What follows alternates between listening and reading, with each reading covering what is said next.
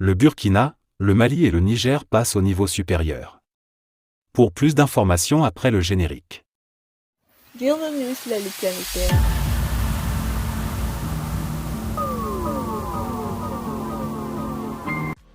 Mais tout d'abord, avant de commencer, n'oubliez pas de vous abonner et activer la cloche de notification, car cela vous permettra de ne plus manquer les prochaines vidéos. Let's go!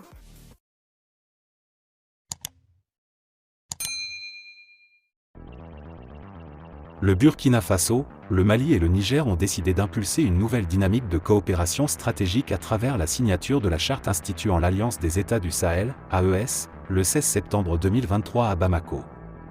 Cette ambitieuse vision s'inscrit dans la droite ligne de la volonté des chefs d'État, le capitaine Ibrahim Traoré, président de la transition, chef de l'État du Burkina Faso, le colonel Assimi Goïta, président de la transition, chef de l'État du Mali, le général de brigade Abdourahmane Tiani, président du Conseil national pour la sauvegarde de la patrie, CNSP, chef de l'État du Niger, d'œuvrer à la sécurisation, à la promotion de l'indépendance économique et à l'intégrité de l'espace du Liptako Gourma.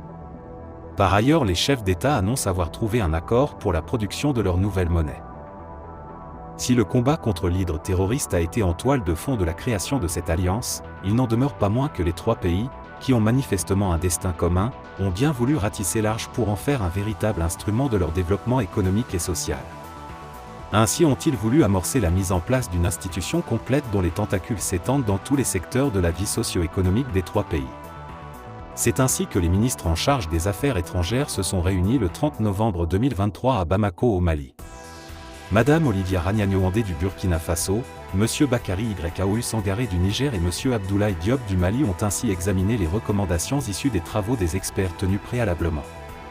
Il s'est agi notamment pour les chefs de la diplomatie des trois pays d'examiner le processus d'opérationnalisation stratégique de l'AES, de déterminer les aspects relatifs aux organes à mettre en place ainsi que l'articulation entre l'expertise existante et les acquis capitalisés par l'autorité de développement intégré du Liptako Gourma et l'AES et d'accorder une attention particulière à la coordination de leurs actions diplomatiques et politiques ainsi que les questions de communication, en ces temps de guerre informationnelle.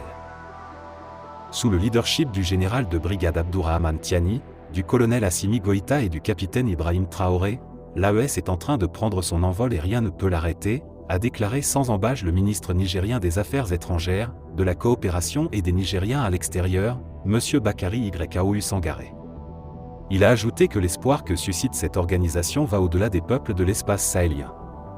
L'Afrique tout entière a les yeux rivés sur cette nouvelle dynamique de coopération stratégique basée sur les principes modernisation, d'intégration et de solidarité coloniale pour son manque d'indépendance économique, pourrait être évaluée à 1,52 € lors de son lancement, par rapport au franc CFA valant environ 0,01015 €.